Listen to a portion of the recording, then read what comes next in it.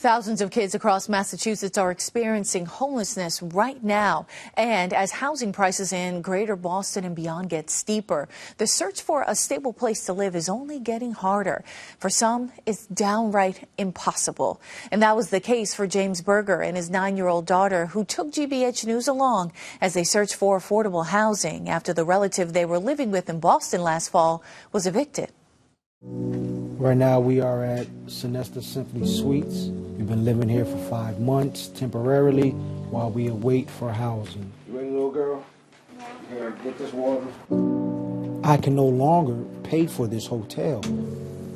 I've exhausted all my financial resources, so where do me and my child go?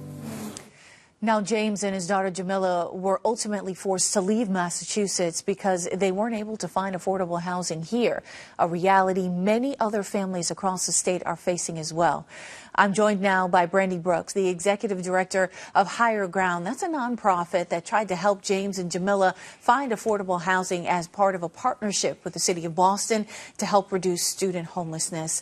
Brandy, thank you so much for joining us. Thank you for having me. So, this was obviously a powerful piece of tape, but these are stories that you deal with all the time. Yeah, sitting here right now, it's a full circle moment for me.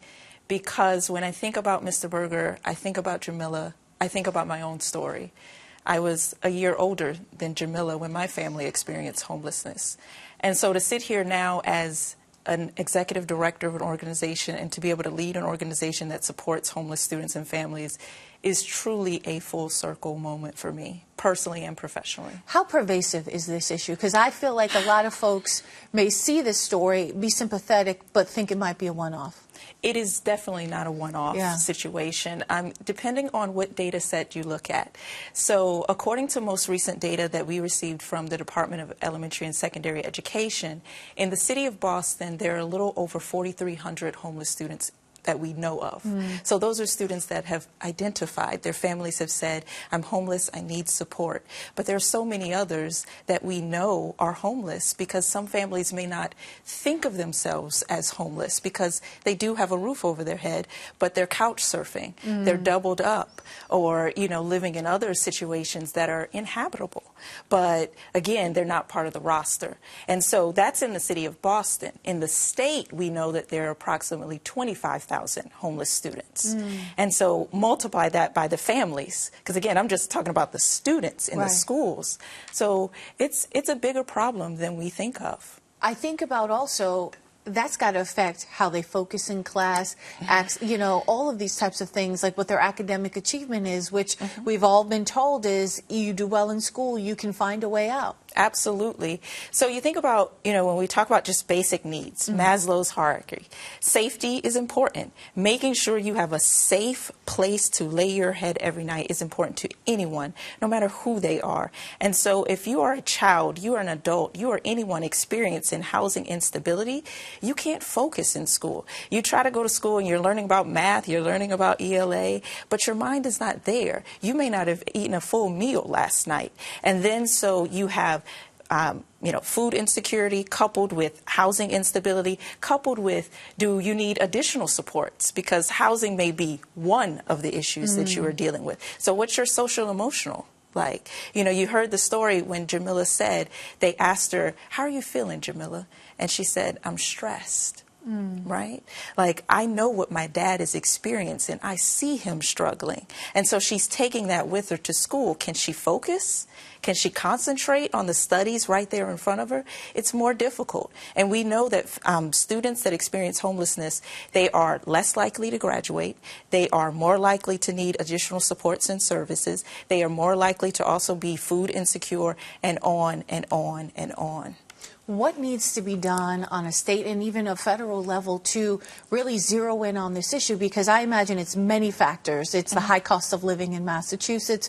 We saw that James and Jamila had to go out of state to try to find housing. It might be the jobs. We were just talking about raising the minimum wage and a minimum wage worker feeling trapped. And if you have this multifaceted problem, How then can you help or address this particular issue, especially when you're talking about kids like Jamila and James? Like, what support would you and your organization need to pull these families out of their situation and do it so that they stay out of homelessness? Yes, so there are a couple of things. The first thing I do want to acknowledge is that the city of Boston and the state of Massachusetts are leaders when it comes to affordable housing. That is a fact that is indisputable. At the same time, we have thousands of families and students that are homeless. And so I can think of four things that are necessary. One is supportive housing programs, like the one we offer in terms of supporting homeless students and families. The one we offer, our partners offer. That's important. Number two would be supportive housing. You need access to housing. And one of the things that, even though the city and state have done a lot with respect to affordable housing, we need more affordable housing units and production, multifamily as well. And we need to make sure that it matches the demand. Because even though, as I said, 4,000 students are homeless right now, the housing that's built is for right now, but what about the ones that are coming up in the years to come? So that's something that needs to happen. The third thing that needs to happen when you talk about city and state resources is we need more resources and access to vouchers for families to support them if they cannot afford market rent units, right? Because affordability is always a question. It's a buzzword now. So we need more access to units, more access to vouchers. And then the fourth thing that I think is important, particularly when you think about stories like James, is always remember why we do this work. Because sometimes that piece can get lost in the sauce, is remember to put the families, remember to put the students first. And if we do that, all the other things will work themselves out. We'll get the resources we'll need. We'll get the supports and services we need. This is an issue, and the city's working to address it. The state is working to address it. And I think we all just need to collaborate in order to be able to support the families and students better. Is there anything in the pipeline right now? We know we just signed a budget recently that's going to help address this issue.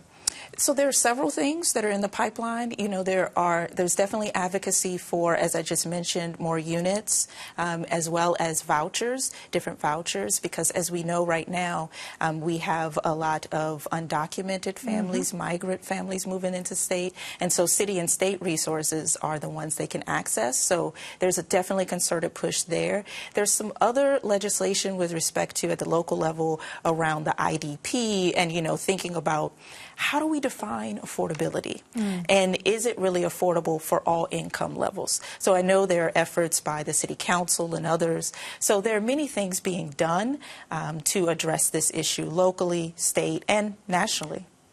Brandy Brooks, will be watching what happens next, and we wish James and Jamila, you know, the best of luck. Yeah, you know, the one thing to point out about James and Jamila is they had their happy ending. It wasn't here in Massachusetts like we had hoped, but they had their happy ending.